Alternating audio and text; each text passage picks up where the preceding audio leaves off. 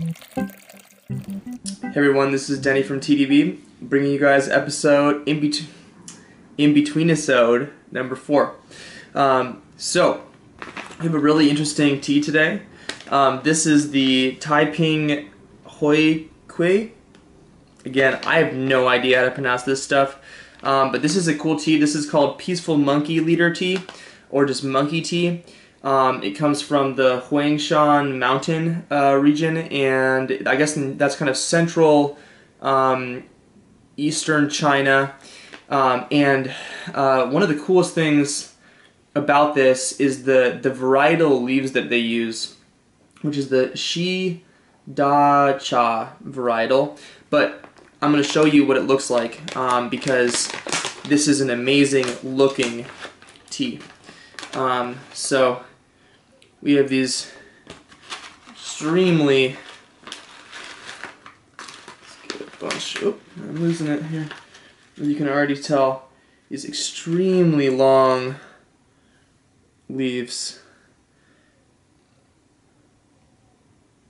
Okay, not sure if I can get that in there or not, but they are so big that they really actually don't even fit in the gaiwan.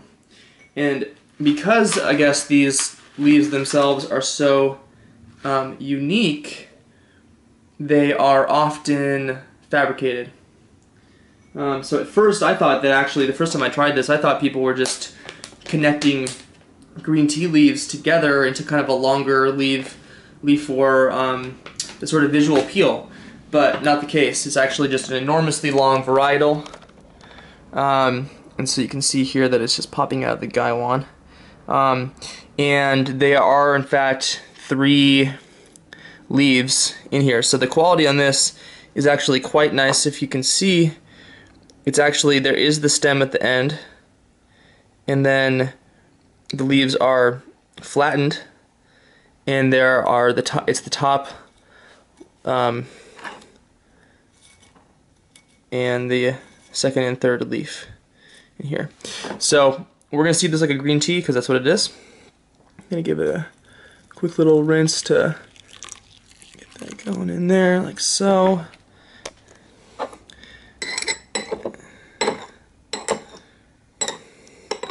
Real fast rinse because we don't want to waste any of the good stuff here. And as you can tell, I'm not using a ton of leaf, and the leaves themselves, wow, really, really aromatic. Let's see if we can get some more light on this here. Hard to see, but we'll actually pull some leaves out here. Really beautiful, verdant, gorgeous looking leaves. Normally you don't want to like play with your tea leaves before you drink, but we don't follow any rules here on TDB. Let's give this a smell.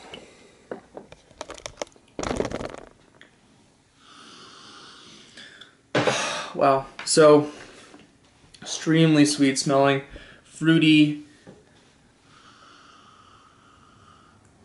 definitely grassy. Definitely has that kind of corn. No, I wouldn't say corn.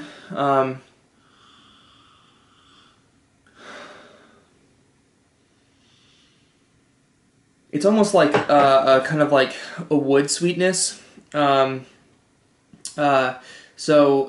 And definitely kind of heavy sweet fruit nose, but with some sort of complexity in there. So I have no idea how much leaf I'm using. And we have water that's been off of the boil for maybe 3 minutes. Guess who just texted me? James Shergan, partner in crime. So thank you, Life in Teacup, for this submission. I'm extremely excited to try it, and I think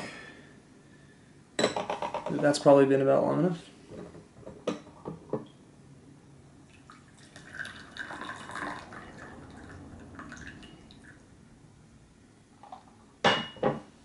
See this in the smell. So actually really coming out with a lot more of that barley roast, more Japanese green tea style now. Far more grassy and a little bit earthy. And then that nice kind of round sweetness at the end. So let's give it a shot. Cheers, guys.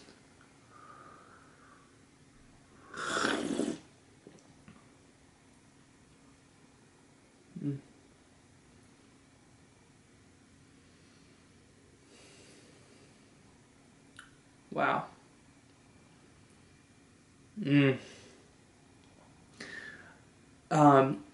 This is the first steeping, so I'm curious about how this transforms, but I got that sweet grass flavor out of the front of it. The middle was very non-existent, and then I had this like salty, fruity sweetness on the tip of my tongue that took a minute to get there. Wow. Let's give this another shot.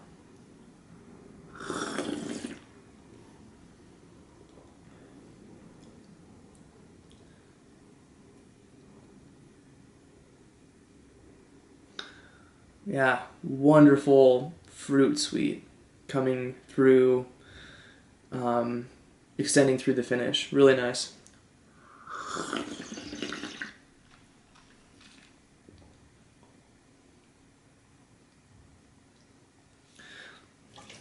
Definitely has that kind of grassy sweetness on the front of it too. I wouldn't call this earthy. I would kind of call it sweet barn taste at the front, and then really impressive on the finish. And you know, I think I probably could have used a little bit more leaf on this. I'm going to give it a little bit of a longer steeping this time, and we'll see how it goes. But I'm impressed. This is also very unique in terms of the quality of the tea compared to the varietal. So normally you don't see long leaf green tea as being prized at all, right? Usually you want to see those small leaves and varietals that don't get super big. You'll see that more with oolongs and supposedly this varietal. So let's give this a shot here.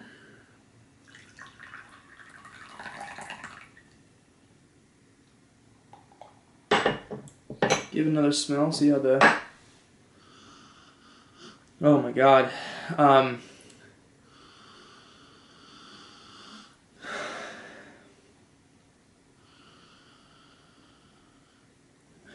Yeah, like really passion fruit.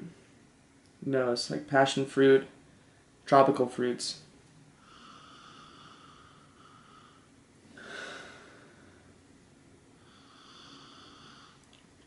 It's gonna sound weird, but a little bit of like lemon Lysol smell in there too. So this already, the liqueur looks a lot more saturated, so I'm excited to see if the viscosity is increased here. I'm looking for more depth, and I don't know if we're going to get a longer finish than we got off of the first steeping. One would hope so, but that was impressive, the most impressive part of the first steeping. So let's give this a shot. Cheers, guys.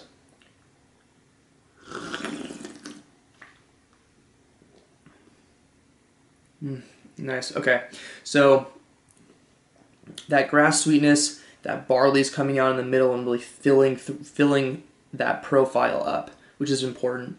And then there's this really wonderful light fruit at the end. It's very cooling. I think this is, for me, a cooling tea. So sometimes you talk about how teas affect you.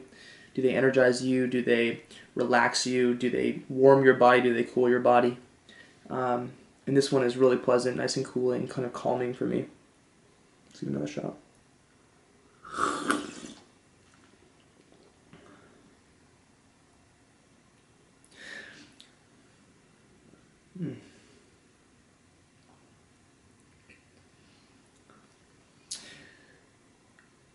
The Lysol comment is really actually lemongrass in the flavor of it, about 2/3 of the way through. So yeah, it's really wonderful. Kind of have this grassy, vegetal green tea, Japanese green tea start to it. Hit some barley, hit a little bit of sort of herby citrus flavors, and then come through to a long finish with sort of sweet fruits. Really pleasant. This is a tea that I would recommend. And maybe we'll bring it onto the show because it's so unique. Bring it onto the normal episodes.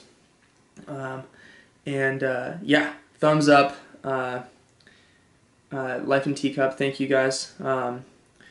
Yeah, very, very distinct. We're gonna get another shot of the leaves themselves. Let's get in here. Show you guys these. Just how really verdant.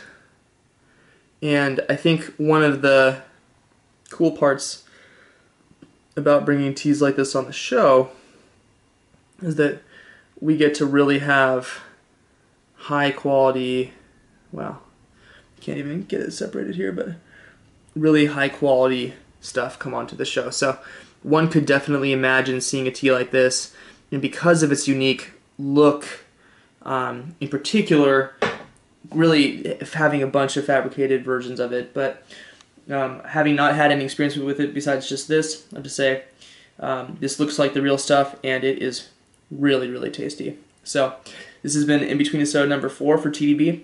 If you guys haven't subscribed to our YouTube channel, please do. We have both weird stuff like this involving me wearing strange hats and mindlessly talking about tea, as well as far more